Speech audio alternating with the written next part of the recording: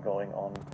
So that has left traces in the human collective consciousness, and those are residues of past human suffering.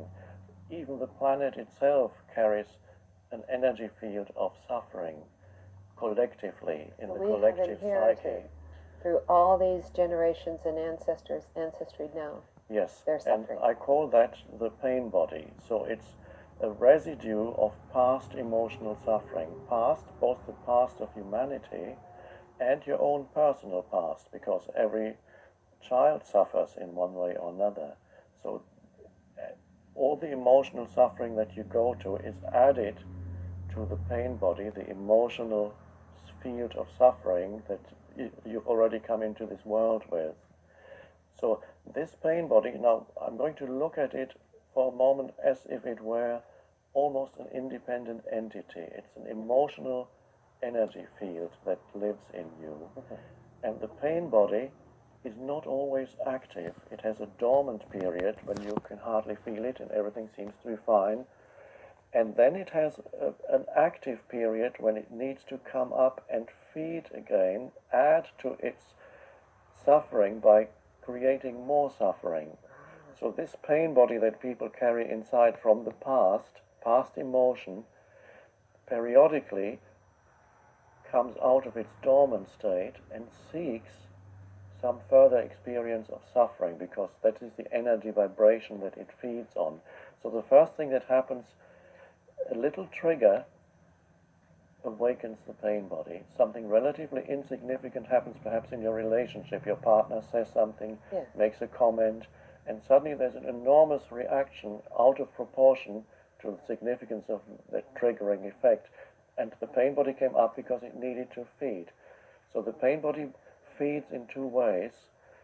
It feeds on your mind by rising up into your thoughts and making your thought processes very negative. They become negative and self-destructive, destructive of self or others. Yes. So every negative thought has a certain frequency vibration to it, which corresponds to the emotional frequency of the pain body. And some pain bodies are predominantly angry pain bodies. Other pain bodies are predominantly sad or extremely turbulent or fearful. But we all know that pain body, and we know how it can come up, and it's disproportionate, as you said, yes, to what has actually happened to us. That's right. But we can dissolve the pain body. Yes. Now, the pain body will try to feed, to add to its energy. It wants you to completely identify with that energy field that it represents, that it is. So it will feed on your mind, but in relationships, it will also feed on reactions, your partner's reactions. It will, unconsciously of course, you don't know that when you're identified with it, you don't know that this is what you're doing. You will try to make your partner react in a certain way that feeds your pain body also by provoking anger, for example. And it's done unconsciously, so the reaction, your partner's reaction, will be feeding your pain body, and that is what I call the need for drama in a relationship.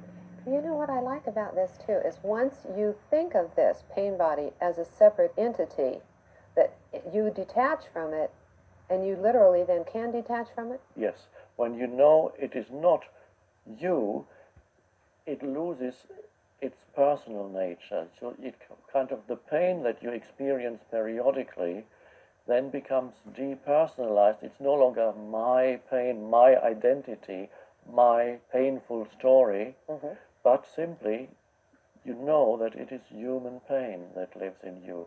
Because there's really nothing personal about these feelings. Anger is not a personal anger, it's human anger. It's the same in every human being, the same feeling. Sadness is the same feeling of sadness. Fear is fear. But people personalize it completely, so the emotion energizes and amplifies the mind-made sense of self, which then becomes a very fearful or angry one. But you mentioned that women especially experience this because we really empathize with, we have that history of like the women of Afghanistan